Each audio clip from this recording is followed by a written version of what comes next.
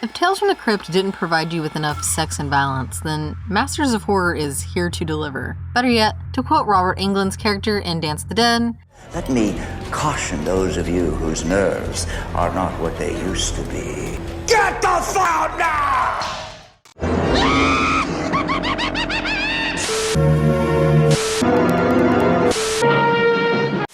Let's just start by saying that Mick Garris is a treasure to horror. He's someone I could probably listen to for hours. He has a podcast called Post Mortem with Mick Garris, so if you have the same feels, then here's your chance. Okay, so back to the reason we're here. Mick decides to start having all of his director friends and peers over in 2002 for dinner get-togethers. You know, as you do. Who's on the list? Larry Cohen, Guillermo del Toro, John Carpenter, Tobe Hooper, John Landis, Stuart Gordon, Don Coscarelli, Bill Malone, and Joe Dante. And that is just the first round. Garris is known as the nicest guy in horror, so I'm not surprised that he's the guy who could easily put a shindig like this one together. Then after that, the dinners just kept happening. Garris invited Wes Craven, Fred Dekker, David Cronenberg, William Lustig, Tom Holland, Lloyd Kaufman, Dario Argento, and that's not all of them. During their get-togethers, wheels are spinning. Everyone's talking about the past, present, and future regarding projects.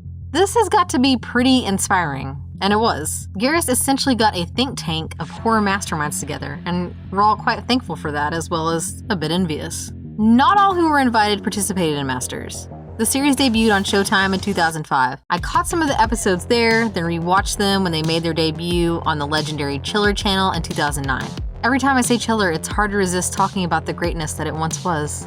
I will continue to refrain, but those who know, know. Also, to be fair, we could have thrown this and Fear Itself together, since Fear Itself is basically the third season just on a different network. However, I would like to do this one later as its own thing. The studio also had the leash a little tighter on this one in regards to creative freedom, but I still think the episodes were enjoyable and worth a retrospective. I must say as well, the music is top tier. The minute I heard Mudvayne in one of the episodes, I was like, yes, this is gonna rock. They actually released a soundtrack for the film series on Immortal Records in October of 2005. And yes, you get some Mudvayne along with Shadows Fall, Mastodon, Thursday, Death by Stereo, The Bronx, Alkaline Trio, and Rise Against. Volume 2 goes just as hard with Cradle of Filth, Lacuna Coil, The Eagles of Death Metal, and Hatebreed. It just made this 17-year-old metalhead in my heart very happy. It's the perfect companion piece. Oh, and you have special makeup effects from the great Greg Nicotero and Howard Berger. Both these guys have a rather impressive resume that includes Evil Dead 2, Misery, You dirty bird. How could you? People Under the Stairs, The Walking Dead, Scream, Drag Me to Hell, 13 Ghosts, and we could just keep going. They craft some ghoulish and outright disturbing things here, and it's the gift that keeps on giving. Okay, favorite episodes. Yes, Season 1, front to back, is hard to beat. I haven't yet only chosen from one season, and yet here we are. Dance the Dead, Episode 3. I'm gonna start and end with my favorites. Everything about this is disturbingly enjoyable. From Robert Englund's performance as the MC to Billy Corgan's musical score, to that one part where Jonathan Tucker says, "You never tell me your name." Jack. With no C. I've probably watched this one the most, and it doesn't get old. You've got a script from Richard Christian Matheson based on his father's short story directed by Tobe Hooper. Everything I've set up to now should indicate you are in for a treat. The story is set in 2018, 10 years after Peggy, played by Jessica Lowndes, friends are killed at her birthday party by a bioweapon called Blizz. She works in a diner for her overprotective mother and one day winds up playing server to Jack, played by Jonathan Tucker, and his colorful friends. Jack and Peggy become star-crossed lovers of sorts in the apocalypse, and this is where things really begin. The chemistry between Lowndes and Tucker is pretty off the charts at times, and honestly, a lot of it is on Tucker's side. He's just got the whole bad boy with a big heart act down. But don't be fooled, this isn't one of those tales. Each of these entries has their own messed up little centerpiece. This one happens to involve a kink for the undead. Hooper takes a trip into Zombieland and adds his own touches to a chaotic and unstable world. If you haven't seen this one, I really don't want to spoil it for you. The twist is an interesting one, and honestly, I didn't guess it on my first go around. Dreams in the Witch House, Episode 2. I've got this thing for Stuart Gordon. I may also have a thing for the stories of Lovecraft, and as you know already, these two things are intertwined. Funny, this tale was deemed as one of the least popular by Lovecraft and his critics. Lovecraft, among many of us who consider ourselves writers, suffer from poor self-image. No offense to those who identify. So it's no surprise that he didn't see this one for the gem it really is. The story revolves around a grad student named Walter, played by Ezra Godden, who was in Gordon's Dagon, who moves into a cheap, dumpy boarding house. After moving in, he's immediately confronted with strange occurrences like a man going on about a rat with a face. He doesn't think much of this as his head is primarily focused on writing his thesis. Walter befriends the single mom next door after he hears her screaming bloody murder over a rat in her room. Walter also hears the neighbors' crazy chanting as well as strange sounds coming from within his room. What Walter doesn't know is that the room he's staying in was once inhabited by a witch and her familiar. The witch fills his head with nightmares and starts to control his thoughts. One of those thoughts happens to involve ritual sacrifice. At one point you think it's all gonna be okay. I don't have to see that mouse that somewhat resembles Scott Thompson anymore, but then it just bites back. The tale was obviously more modernized for this version, but what's omitted has no effect on the viewer. If anything, it might actually be better. Gordon uses his time here to show us his appreciation and understanding of Lovecraft's work and somehow continues to elevate it. It would have been a reunion of sorts if Jeffrey Combs had been able to play Majewis, but it does happen in the season 2 episode, The Black Cat. However, we're missing Ban this time. By the end of the episode, you feel nothing but dread and hopelessness. Pick Me Up, episode 11. I feel like this one may be the least popular of my choices, but it's one that stuck with me after I watched it and, like the others, is a definite rewatch. It's actually not even the most messed up one. The first thing that gets me here is Vlcek, who sadly I feel like we do not see enough of. We actually don't get much of her character in the beginning as we are building our story of the tale of two psychopaths. The magnificent Larry Cohen is at the helm here with a script from David J. Scow, who is one of the screenwriters on The Crow and has written for a few other horror shows including Freddy's Nightmares and Creepshow. He also wrote the third Texas Chainsaw installment. Not sure what your feelings are on that one. The story does center on two dueling sadistic killers, one of the old school and one of the new. Both characters are after a small load of bus passengers that were left on the side of the road after their bus breaks down. The elder, Jim, played by Michael Moriarty, is a seemingly nice truck driver. Funny note, Moriarty plays a character named Jim here, a callback to his character Jimmy in Cohen's Q the Winged Serpent. He does not blow off his nuts in this one. The other killer is a charismatic cowboy named Walker, played by Warren Cole.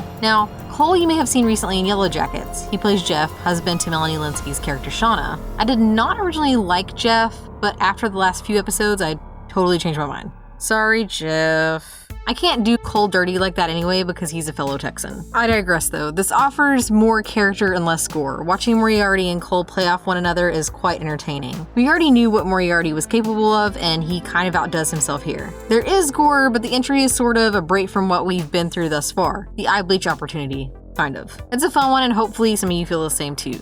Even though maybe you want Jennifer. I don't, that's a lot. It's a lot. Cigarette Burns, episode 8.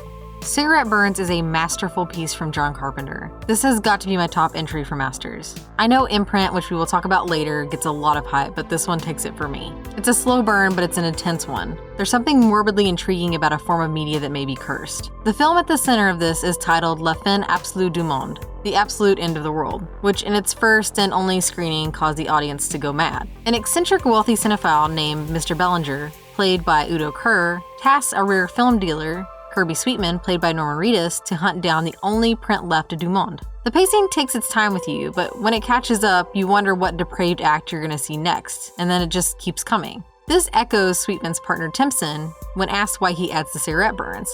When you're watching a film and one of those bugs appears, it lets you know? Something's gonna happen. Hold on, here it comes.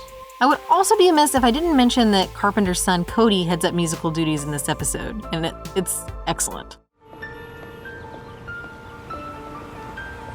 When this originally came out, several critics called this a return to form, or they were scared it would be like Ghosts of Mars in terms of quality, but Carpenter never lost anything. I mean, Carpenter said it best.